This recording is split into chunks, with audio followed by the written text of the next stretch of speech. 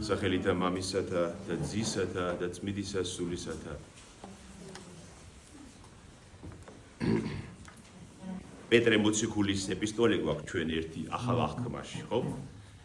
მოციქულთა თავის და იმ ეპისტოლის პირველ თავში პეტრე წერს, რომ აი ეს ქრისტეს მოსვლის ებრაელებს წერს, ებრაელებისთვის არის ეს ეპისტოლე, რომ აი ამ ქრისტე მოვიდაო, ხსნელი, იმას ვისაც ელოდითო და მაგრამ თქვენ ხომ იცითო რომ თქვენი წინაპრებიო აი ამ მისი მოსვლის ამბავს იკვლევდნენ სულ ძველ აღთქმაშიო და წერია რომ სული წმინდა წინასწარ უმოწმებდა მათ ქრისტეს ვნებას და ვნებათა შემდგომ დიდებას. ანუ სული წმინდა ძველ აღთქმაში მათ ასწავლიდა რომ ქრისტეს მოსვლა ასეთი იქნება ჯერ ვნებას და შემდგომ დიდებას, ხო? მაგრამ სამწუხარო ის იყო რომ ქრისტეს ხალხი, ანუ ისრაელში მაინც ვერ ხვდებოდა ამას, რომ ეს ასე უნდა მოხდეს, რომ გამოხსნა ადამიანების. ისე კი არ მოხდება, რომ მოვა მეფე სამეფოს შექმნის და ჩვენ გამოიხსნებით. აბა როგორ უნდა გამოხსნილიყო ადამიანი? ტანჯვით, ჯვარცმით უნდა გამოსყიდულიყო ადამიანი, რომელმაც დაკარგა სამოთხე, ხო? და შერიგებულიყო ღმერთთან.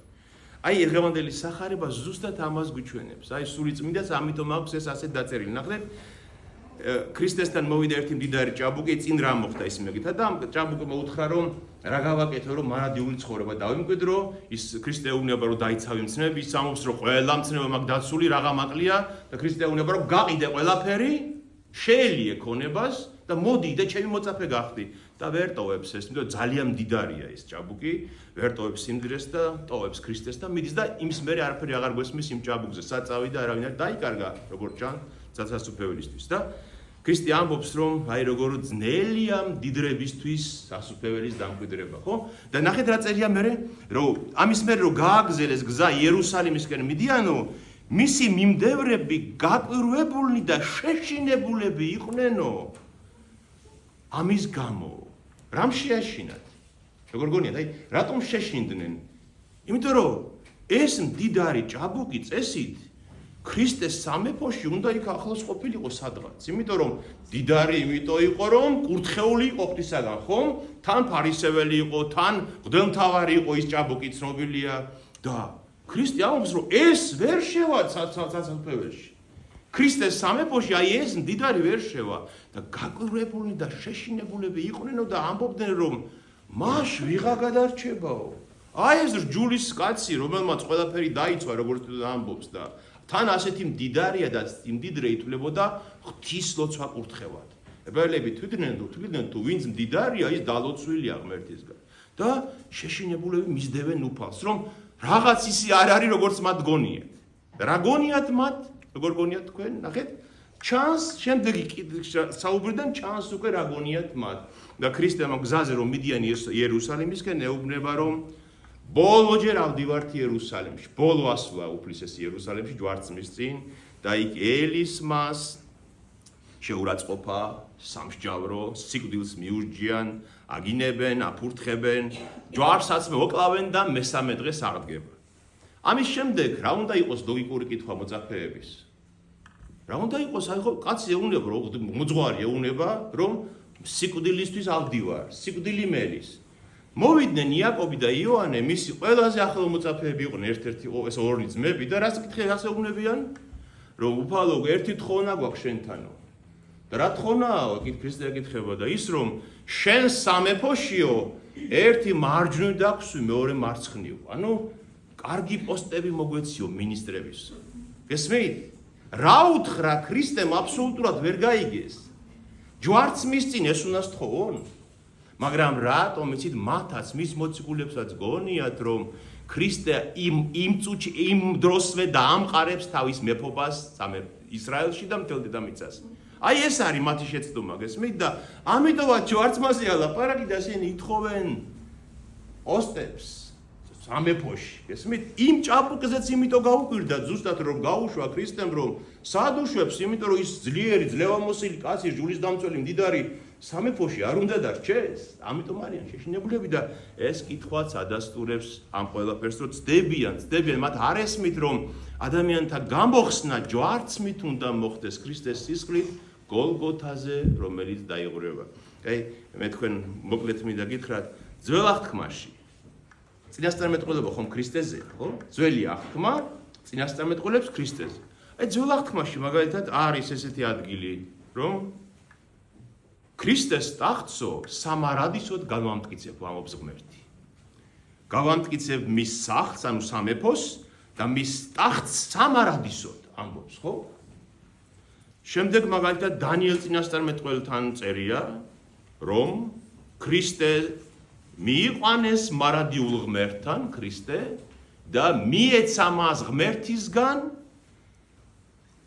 მეფობა და დიდება და ყველა ხალხი და ტომი მას უნდა ემსახურონ დედამიწაზე. ეს ქრისტეს სახეა ესეთი, რომ სამეფო მარადიულად უნდა კონდეს მას, ხო? ეს არის ქრისტეს დიდებით მოსulis სახე, ხო? მაგრამ იქვე ძველ აღთქმაში წერია ქრისტეზე, რომ ამბობს ქრისტე, გახვიდეს ხელი ჩემნი და ფერხნი ჩემნი და დათვალეს ყველა ძვალი ჩემი გული ისე იყო ამ ტანჯვისას წერს ფსალმოში წერია 10 საუკუნით ადრე ქრისტემდე, როგორც სანთელი დადნება და ჩაიღვრება, ხომ? ისეა ჩემი გული ამ ტანჯვის დროს, ხომ? აი ძალიან დიდი შიშის დროს, ხომ გამოგიცდია თითქოს გული ჩაიღვარა ფეხებისკენ, ხომ? აი ამას წერს. და ჩემ ტანსაცმელსაც კი გამხდიან და წილს იყრიან ჩემ ტანსაცმელზე 21 ფსალმოში წერია. ეს მეფეზეა ნათქვამი? არა, ეს ტანჯულ ქრისტეზეა ნათქვამი, ხო? ასე ესაია წინასწარმეტყველის ასევე 53 თავი ჩვენ ხო ვიცით წერია, რომ საძულველი შეძულებული იყო კაცთაგან და ათვალწუნებული. ერთი ისეთი იყო, ვისაც თვალს არიდებენ.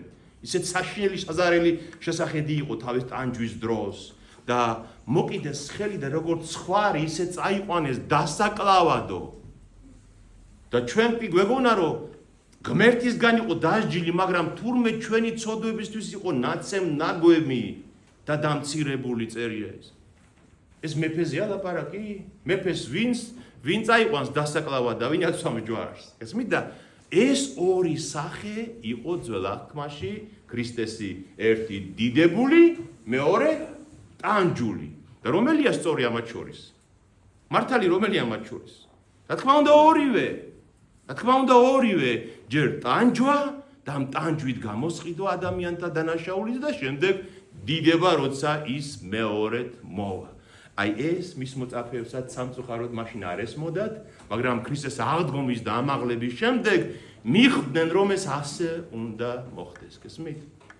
ამიტომ შემდეგ დაუძახა თავის მოწაფეებს და ეუბნება ქრისტე, არ გესმით რა სიტყვით?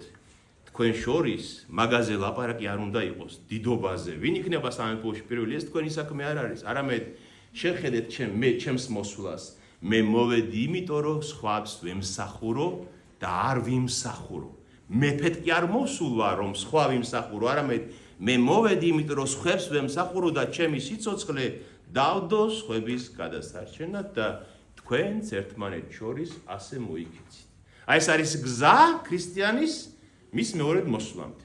როგორც უფალმა გაიარა ტანჯვა, ქრისტიანსაც ევლის ტანჯვა, სიმდაბლე, სხვის სიმსახურება, დამდაბლება, ვისაც უნდა იყოს პირველი, იყოს ყველას მონა და მსახური და მეორედ მოსვლისას, როცა დიდებით გამოჩნდება უფალი, მაშინ მისი დიდებაში შესვლა ელოდება ყველა ადამიანს, ვინც მორწმუნე იქნება მისი და მის მოსვლას დაელოდება აი ესეთი რწმენით. აი მას გვიხსნის სახარება და აი მე მინდა როცა თქვენს გირჩიოთ, როცა კითხულობთ ხოლმე სახარებას, ნახეთ, იქ ერთ ადგილას არის ცენტრალური კითხვა. ეს მთელი თავი იმაზეა, აი დიდებაზე და ქრისტეს ჯვარცმაზე, ხო? აი დიდება იმ დიდარი ჭაბუკთან საუბრით იწყება ის დიდებაზე ლაპარაკი, შემდეგ უფალი ლაპარაკობს ჯვარცმაზე და შემდეგ მოდიან მოწაფეები და ისევ დიდებაზე ლაპარაკებიან, ხო? ესე იგი, აი ეს არის ამ თავის თემა, გესმით? და როცა კითხულობთ, აი ამას მიაქციოთ ხოლმე ყურადღება. აი ესე გვიხსნის სულიწმინდა ჩვენ სარწმუნოებას, რა არის ქრისტეს მოსვლის არსი და ძალა ჩვენთან ამინ. ჩვენთან არის ღმერთი. არ დაიყოს